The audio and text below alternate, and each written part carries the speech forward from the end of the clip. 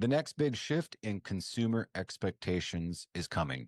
Are dealers ready? In this throwback episode, we sat down with industry veteran Burt, the founder of Rexburg Motorsports and now a leading voice in helping OEMs and dealers adapt to the rapidly changing powersports market. Jared shares his journey from growing a small town snowmobile shop into a multi-brand powerhouse and then making the leap to the manufacturing side to help dealers nationwide. We dug into where consumers' expectations are headed next, how unified commerce between OEMs and dealers could reshape the buying experience, and what dealers can do right now to stay relevant and, of course, profitable. From mobile service and same-day delivery to rethinking your unit sales process, this is a conversation packed with actionable insights for any dealer who wants to thrive in the next decade. So let's get into it. Give us a bit of an overview for what listeners of the podcast who are going to be dealership, whether they're dealer principals, managers, workers at shops, or maybe reps, you name it. Anybody that interacts in power sports is my sort of core audience. You can give them an overview of kind of who you are and what you got going on and where you've been. Yeah, it's been a fun journey, and a lot of it is intertwined in power sports. I started as a young boy in Idaho, riding in potato fields when the snow fell on a 1979 Cat Pantera. So we'd go, me and my brothers would go rip around in the snow, and that's kind of what there was to do in the wintertime in Idaho, in rural Idaho. And so just enjoyed that, playing around in fields on the old Hondas, the ATC 90, the three-wheelers back in the day. That dates me, but that was life in rural Idaho. Fast forward to the mid-90s, and Polaris was had a tough go in the mountain snowmobile market with the introduction of the 1996 Ultra RMK. So it was kind of a pig. It was a one-hit wonder, but the next year they totally redeemed themselves, and that's luckily when our timing was lucky when we started Rexburg Motorsports with the introduction of the 1997 Polaris 700 RMK, and that was a fantastic snowmobile for mountain riding. It really helped us to have great product to launch the business. So we were a little Polaris snowmobile ATV shop on Main Street, Rexburg, Idaho, and just starting out with, there were three of us, myself, manager of sales, and we had a great mechanic. We went and found the best mechanic that we could find in Southeast Idaho, and so that's how we got started. We thought if we can offer outstanding service, build on the core of that great service, have some great products to sell, hopefully we can build this so we can sell 100 units a year was my goal.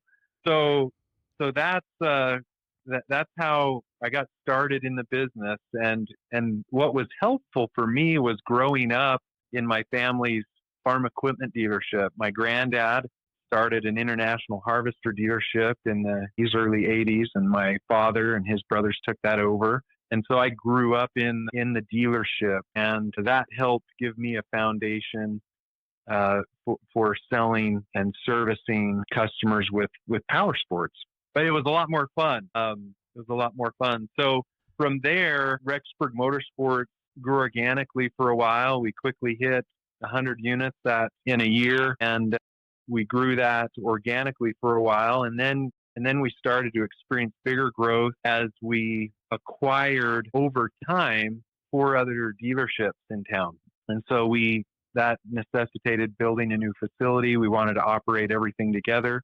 So we were one of the consolidators in the early 2000s as we acquired other dealerships and brought in, Suzuki was first, I guess, in the late 90s. And then we brought in Honda, Yamaha, Kawasaki, and we ended up with all 4 lines of snowmobiles, which was unique to have all 4 lines of sleds in one location. And so with all those brands, we built the facility from the ground up, built a big service department, and we went from 100 units in a year to where we were doing a couple hundred per month on average. And it was a lot of fun. It was a lot of stress, but building that and building a family, the Rexburg Motorsports family, which to me was the great employees and their families that gave their heart and soul to the business, and a lot of passion and a lot of talent. That was something that I had a lot of pride in, was our people, and then the family of customers. And what we really did is focused to grow and retain customers by focusing on the customer experience. And so we can talk about that later, but that's really what we tried to do to set apart the business. And we knew that we had to retain customers in order to survive. In 2014, I decided, I had dropped out of college. I did a couple years to get as much information as I could get to start Rexburg Motorsports, and it was helpful. But I ended up dropping out, and I decided to I wanted to finish my formal education, and I wanted to pivot to the manufacturing side and help the industry at that level. And so to do that, I sold out early 2015 and made a transition. And my first landings, as I finished up my undergrad and then started the MBA program at Brigham Young University in Utah, I started an executive MBA program so that I could continue to work. And so I was going down every other weekend on Fridays and Saturdays for 14 hours of classes every other week. I did that for 2 years. During that, I was able to work on the manufacturing side of the business. Do you feel like as we talked about that a little bit before, I was thinking like, man, I wonder if, as much as dealers feel like they, have been missing out on that, and how, Amazon's killing us, that sort of, mentality, that maybe I wonder if, have they almost been given a bit of a pass by their customers who continue to deal with that fragmented process? Because I don't know if consumers give, normal other consumables in their lives as much of a pass, and I'm not willing to go to the, I don't know, as we talked before, I'm not willing to go to the phone store, for my phone. I look online and so on and so forth. The next thing you know, I'm in a chat conversation with a real or fake individual on a chat on Verizon's site, and I've got a phone shipping to my house. Do you feel like? Yeah, I'm glad you brought that up. Something that the PTV or the golf car, as I was exposed to that at Textron with EasyGo, something those dealers are really, really good at is the concierge service, where a dealer is set up to respond to pickup and delivery and mobile services. And power sports consumers are more likely, power sports users are much more likely to have their own trailer, where the owner of a golf car maybe doesn't. But because of that, it's necessitated that those dealers that sell golf cars are really good at delivery and pickup to customers in their local market. And I think that there will be an increased demand for customers in power sports to be able to identify quickly what's in inventory so that they can have a same day pickup, because same day is still better than the new Amazon 1-day Prime. Right. So if I can on my mobile device see that a dealer has this in stock and I can get it same day so that I can get what I need for my ride this weekend, that's better. The other thing that dealers will need to get good at is the mobile services or pickup and delivery in a way that it's not cumbersome, that this can be scheduled on a mobile device, and dealers provide that hyper-local service to be able to respond by bringing the product to you or bringing the solution wherever you are, whether it's a storage unit at your house, at work, or whatever. So in the future, I think that's critical. Dealers will likely have delivery departments. Find a way to exceed that expectation, provide that, get to that level of customer experience where you're providing all that. And obviously then the conversation is a lot less about just the dollar. And I know that some buyers are just going to be about the dollar, but if you can make the experience just out of, in the stratosphere compared to their expectations like that, providing, whether it's a demo ride at their location, you haul the truck out there. Is there cost incurred? Absolutely. Does it maybe change the conversation about the purchase price? Absolutely, in my opinion. I love that. One interesting point of a data point that we found in our research was that about 2/3, 2 out of 3 power sports owners preferred to purchase from a small mom and pop dealership where they had access to the owner operator, right? And that was interesting to us. They also, as we dug deeper, they were willing to pay a little more for the service level. So you're saying at the what would be perceived as a smaller, where you could interact with all levels of ownership, they'd be willing to pay more there. Yeah, absolutely. And they associated and it doesn't mean that if you're a large multi-line dealership today, doesn't mean that you can't meet those expectations. I think in some ways it can be harder, but what the customers associated that small mom and pop dealership with was the higher levels of service and support, that they were, they're more likely to go out riding with them, and if they needed something such as a bike delivered or a part after hours, that service was something they highly valued from that local shop. And so is there a way to, instead of having that available upon request or immediate need, just like the dealer that you gave the example of, instead of that, is there a way that we can turn that around and dealers can proactively market and enable customers to tap into those services in a very simple way from their mobile phone? I wonder if any of them began to push back on thinking maybe that what we're talking about is dealers being maybe excluded from the process, and the future's coming and the dealerships won't be able to provide this. In fact, I think what we're talking about and what you've said is that there's going to be a shift. Dealers, it's their opportunity to, from their perspective, as well as folks like you who you work with at the OEM level, to connect those two where the dealerships are not outside the process, but in fact engaged right into it, because that's what the consumers are expecting. Is that accurate? Yeah, absolutely. I call it unified commerce. So where the OEM unites with the dealers and then creates a harmonized customer experience. Really, yeah, you're right on, Brian, in that what the important task to do here, which is a difficult problem to solve, because the OEM has to take a leadership role in this to enable it, but the OEMs need to unite with the dealers to execute a digital marketing and selling strategy and make sure that the dealer's services are always offered, fulfilled by the dealer, the online sales being fulfilled by dealers through the OEM brand channel, as well as aligning all of the dealer's services that they have with those online sales. That we could be talking to somebody who's a parts person or a service person or anybody within the organization that may not kind of grasp where you're talking about. I don't know if it's even a thing anymore. I think you had said something. I asked you before and I can't remember your answer on it, but I remember when I was a Scott rep with Scott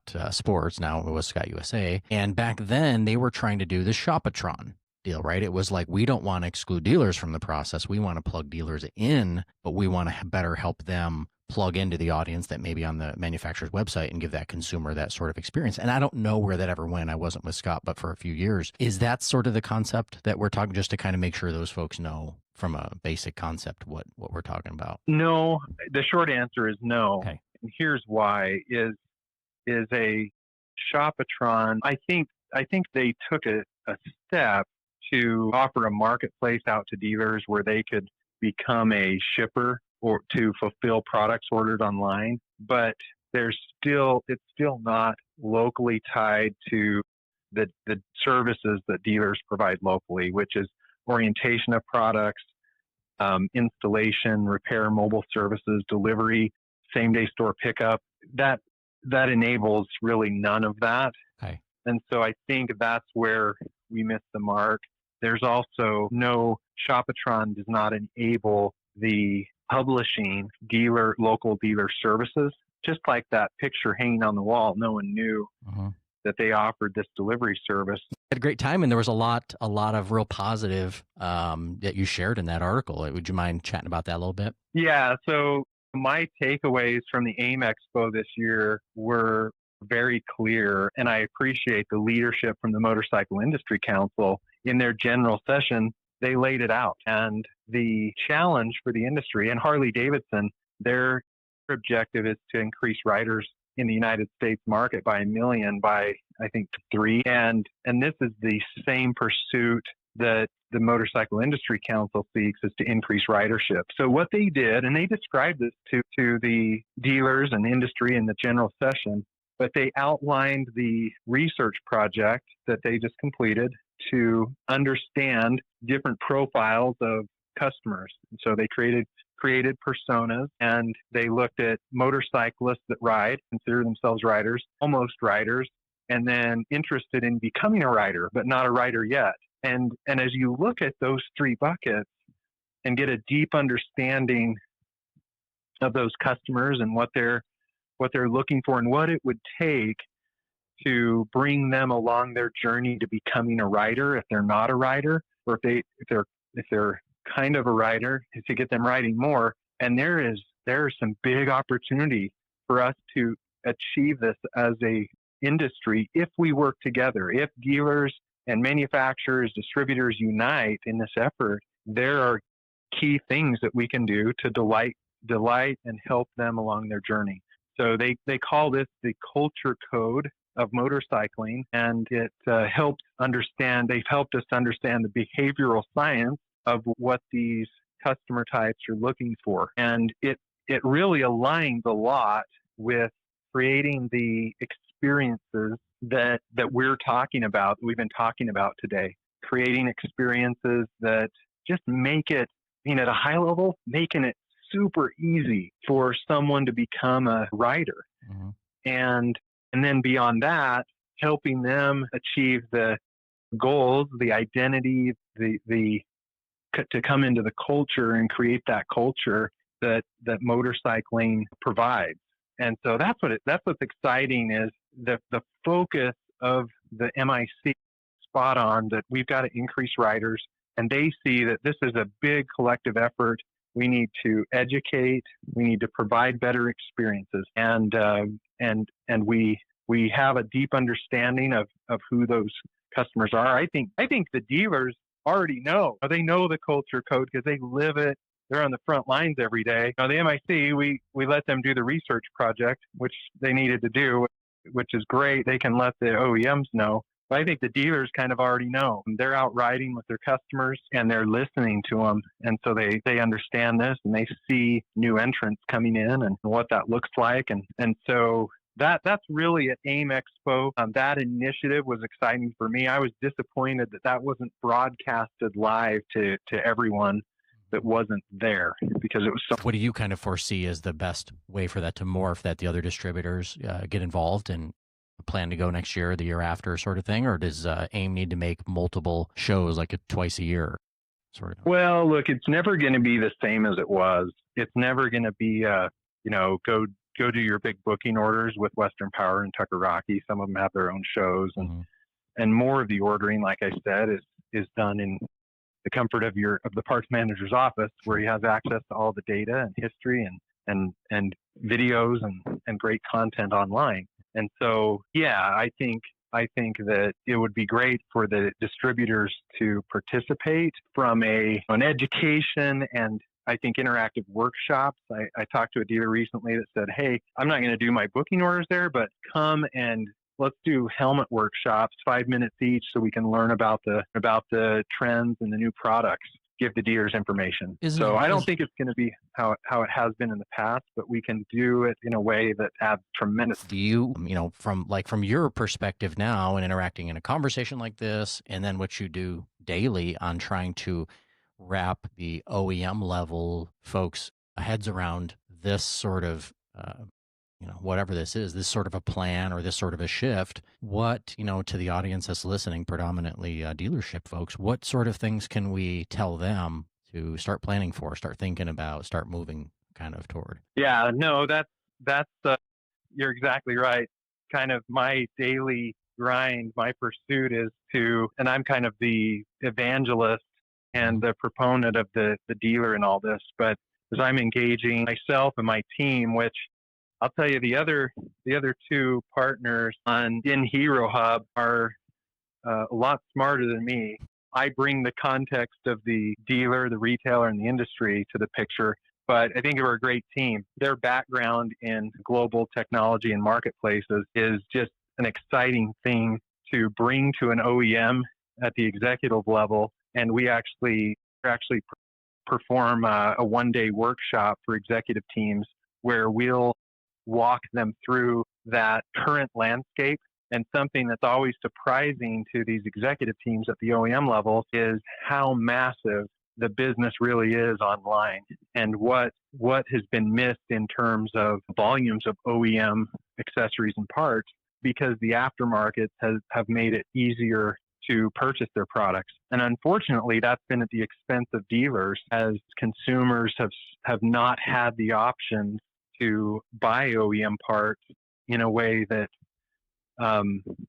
in a way that we're talking about, to include the dealers and to provide high levels of service and support. The aftermarket business has increased. The online business has dramatically increased, and dealers and OEMs are feeling that weight. They're seeing declines in their after-sales business at the OEM level. And I think there's some dealers that have at least seen, lower growth rates or even declines in their parts and accessory businesses. There's a way to reverse that trend and delight customers, and so that's what our story is.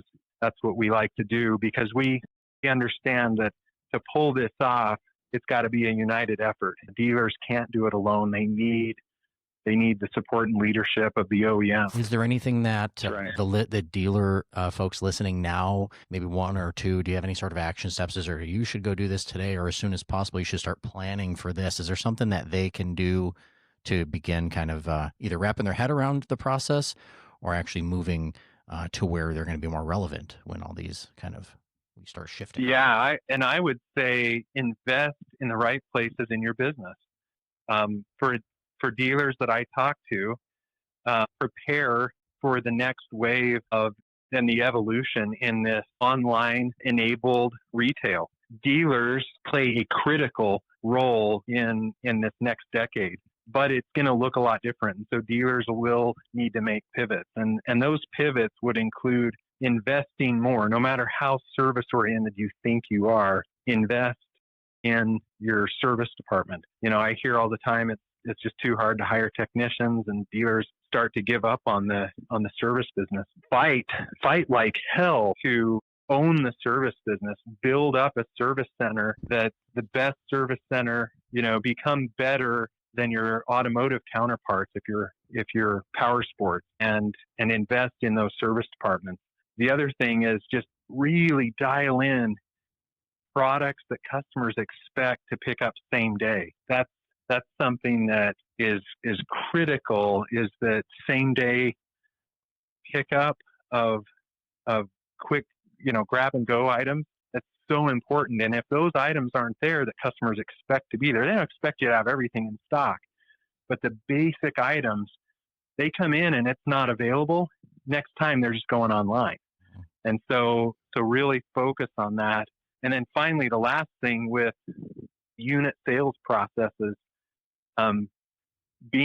making it easier. No matter how easy you think you've made it to buy a Polaris RZR or a Harley-Davidson motorcycle, however easy you think you've made it, you've got to rethink everything and make it even easier for the customer to make a purchase and to accommodate and figure out that customer journey for the new rider and what that looks like. So really focusing on that and reinventing that process is really important. Dealers will succeed. There's going to be some pivots, though, that have to be made in order to provide the level of service that customers expect. Thanks again for listening to this lost tape of the Dealership Fix-It podcast. These guest interviews still hit hard, and we're bringing them back re-edited, sharpened up, and focused entirely on what matters, helping dealerships like yours improve, grow, and win.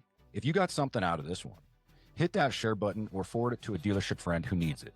And make sure you're following the show so we can keep bringing you more content like this with convos with people shaping the power sports industry. Catch you on the next one. Still guessing what to pay on a used bike? Still holding aged units that just won't move? It's time for a real system. Moto Hunt's ultimate used inventory playbook shows how the best dealers are finding better inventory, pricing trades right, and turning used bikes faster with fewer mistakes and more margin. It's short, real, and free to download right now. Visit dealers.motohunt.com to grab your copy or check for the link in the notes.